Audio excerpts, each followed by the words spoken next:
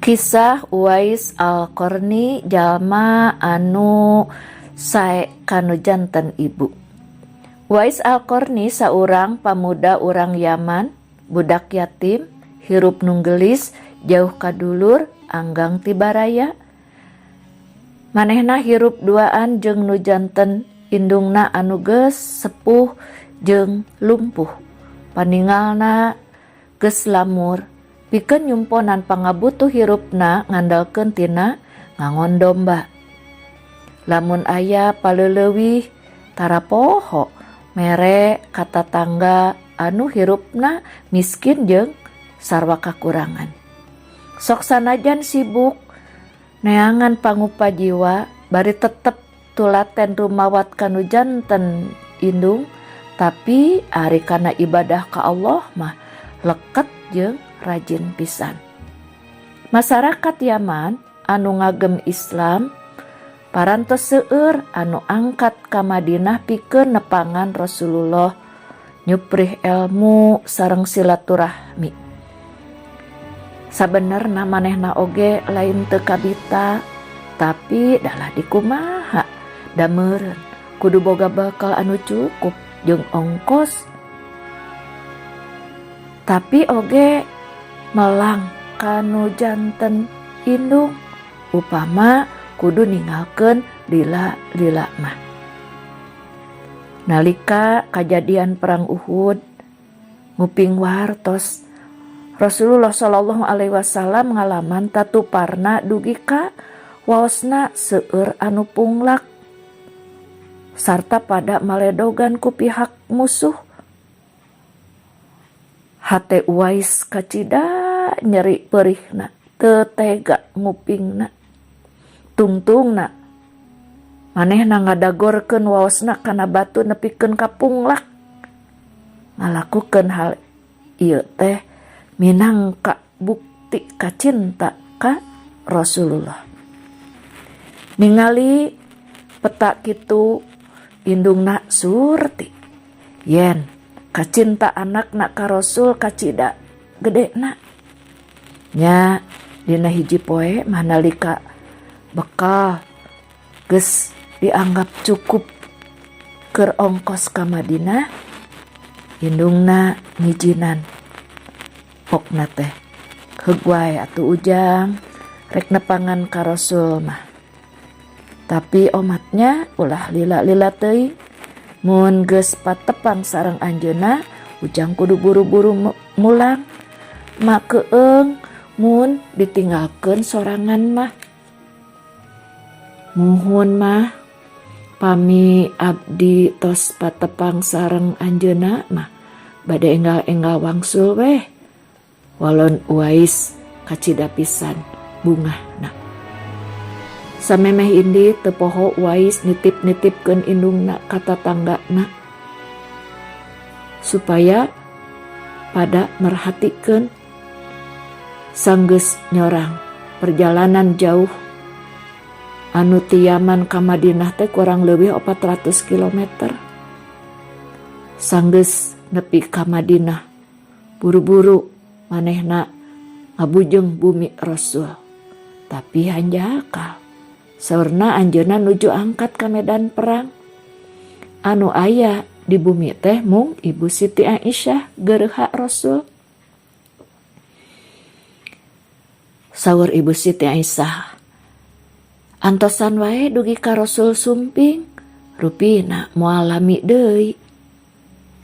Tapi Uwais ngarasa melang kanu janten indungna anu ngomat-ngomatan ulah lami-lami teuing.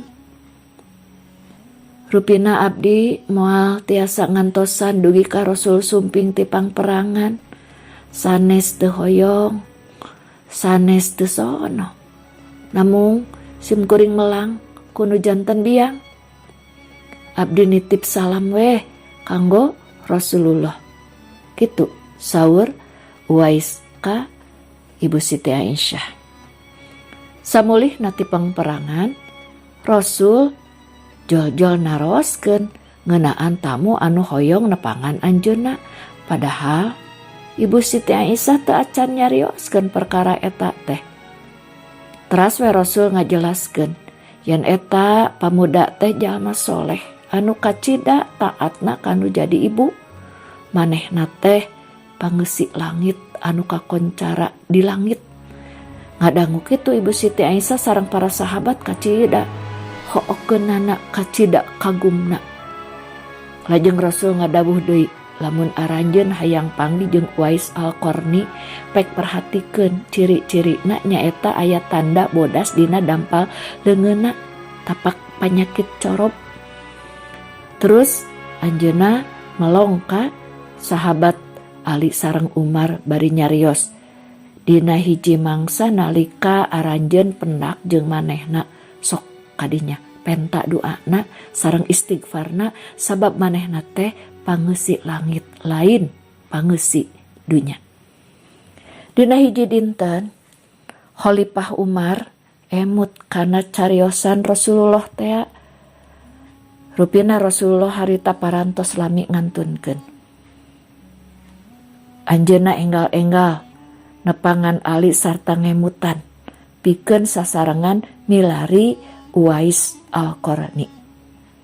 Tiwit harita pami aya kapilah dagang tiaman pasti sok ditataroskeun bilih aya anu namina Uwais Al-Qarni. Nepikeun ka ceuk emutan salah seorang kapilah Yaman aya nu nyarios naon maksud nanya dua orang jalmi eta sok nanaroskeun nami Uwais Al-Qarni.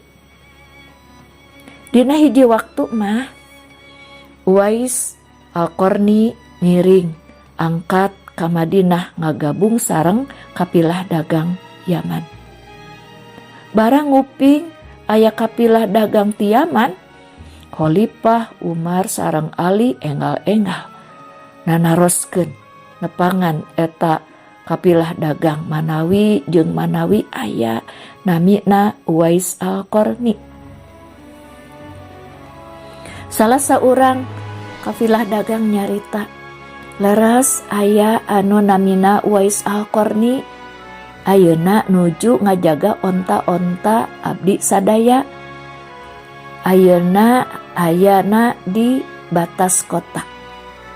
Nguping kitu Khalifah Umar sareng Ali enggal-enggal ngajugjug tempat anu dituduhkeun teh salajengna naroskeun mana kemahna Uwais Al-Qarni. Saparantosna dugi ka payunan kemahna Uwais Al-Qarni lajeng uluk salam sarta aya anu ngawaler Waalaikumsalam warahmatullahi wabarakatuh. Salajengna saparantosna patepang terasa salaman. Nalika sasalaman Khalifah Umar enggal malikeun dampal pananganana. Kabuktosan aya tanda bodas dina dampal pananganana. Naon jawaban Uwais nalika ditaros ku Khalifah Umar sareng Ali? Saha ari nami teh?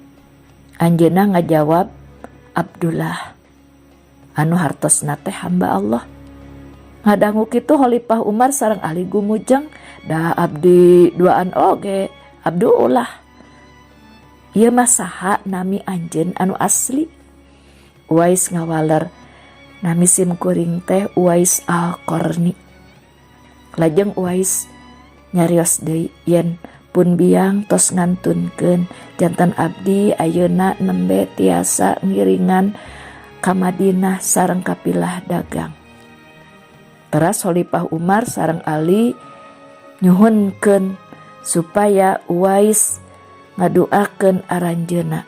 Tapi Uwais nolak aliman bari nyarios, justru abdi anu kedah nyungkeun doa ti aranjeun. Khalifah Umar nyarios deui, abdi duaan ka dieu teh pikeun nyungkeun doa sareng istighfar ti anjeun. Saatos dipaksa teras we Uwais ngadoa sareng maca istighfar. Lajeng Khalifah Umar janji bade masihan bantosan sosial kanggo nyumponan pangabutuh kahirupan Uwais tina kas nagara. Tapi Uwais nolak. abdi nyuhunkeun supaya dinten ieu wungkul dikenal ku nu sanes.